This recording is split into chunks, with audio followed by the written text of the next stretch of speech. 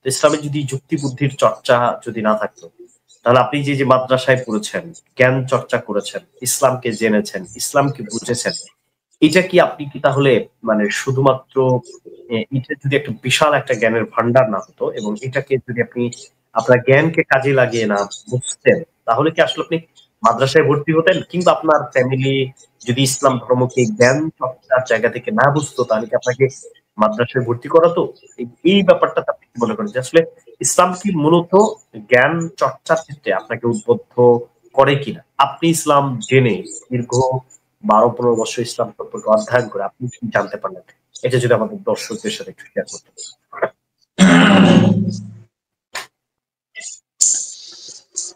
আলহামদুলিল্লাহি রাব্বিল আলামিন ওয়া আলা আলিহি ওয়া সাহবিহি আজমাইন।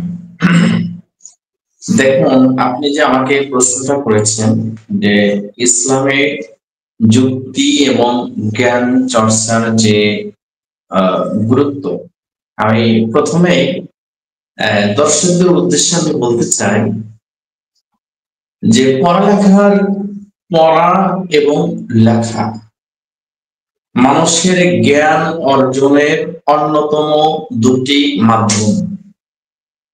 পড়া এবং লেখা মানুষের জ্ঞান অর্জনের অন্যতম দুটি মাধ্যম। জ্ঞান অর্জন করতে হলে পড়া এবং লেখা পড়তে হবে এবং লিখতে হবে। দেখুন, আমরা যতটুকু জানতে পারি যে আল্লাহ সুবহানাহু ওয়া তাআলা সর্বপ্রথম যে জিনিসটা সৃষ্টি করেছেন সেটা কিন্তু কলম। আল্লাহ সুবহানাহু ওয়া তাআলা কিন্তু সর্বপ্রথম কলম সৃষ্টি করেছেন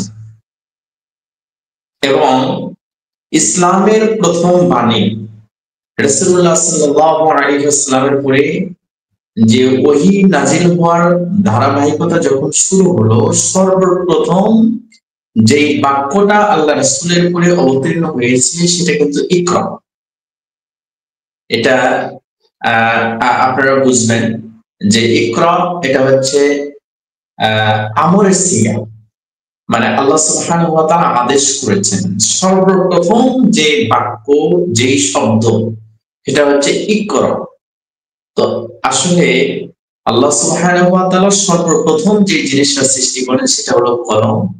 আর সর্বপ্রথম মুহাম্মদ সাল্লাল্লাহু আলাইহি ওয়াসাল্লামের উপরে যে বাক্য, যে আয়াত নাযিল করলেন, সেই আয়াতের সর্বপ্রথম কথা হলো ইকরা। তার মানে হলো পড়া এবং লেখার গুরুত্ব অপরিসীম। একজন মানুষ নিজেকে জানতে, নিজেকে বুঝতে পড়া এবং লেখার বিকল্প নেই। বাকি এই যে ইকরা, আল্লাহ সুবহানাহু ওয়া তাআলা ইকরা পড়তে বলেছেন, এই ইকরার সাথে বিসমি রাব্বিকাল্লাযী খালাক, যিনি সৃষ্টি করেছেন তার নামে পড়তে বলেছেন। যিনি সৃষ্টি করেছেন তার মানে আল্লাহ সুবহানাহু ওয়া তাআলার নামে পড়তে বলেছেন। আসলে পড়া এবং লেখার গুরুত্ব অপরিসীম। একজন মানুষ হিসেবে গড়ে ওঠার জন্য, মানুষত্ববোধ জানতে পড়ালেখার বিকল্প কিছুই নেই। আমি রুহুল আমিন ভাই আমাকে, মুফতি রুহুল আমিন ভাই আমাকে একটি প্রশ্ন করেছেন যে আমার পরিবার কেন আমাকে মাদ্রাসায় দিল, বা আমি মাদ্রাসায় কেন আসলাম, ইসলাম শিক্ষা আমি কেন করলাম। দেখুন, আসলে আল্লাহ সুবহানাহু ওয়া তাআলাকে জানতে এবং তার সম্পর্কে বুঝতে দ্বীনি ইলম শিক্ষা করার বিকল্প আর কোনো মাধ্যম বা কোনো ব্যবস্থা নেই, বিশেষ করে আমাদের দেশে নেই। সেজন্য ইসলামী শিক্ষা এটা সবাই করবে না, কিন্তু কিছু মানুষকে আল্লাহ সুবহানাহু ওয়া তাআলা, এর গোত্রের কিছু মানুষকে দ্বীনি ইলম শিক্ষা করার জন্য আল্লাহ তাআলা তাকিদ দিয়েছেন। এবং এটা এক প্রকারে বলা যায় যে গোত্রের কিছু মানুষের জন্য দ্বীনি ইলম, দ্বীনের গভীর জ্ঞান অর্জন করা এটা হচ্ছে ফরজ। সেই জন্য মানে নিজেকে জানতে এবং অন্যের কাছে দ্বীন প্রচার করার জন্য দ্বীনি শিক্ষার বিকল্প আর কোনো মাধ্যম নেই।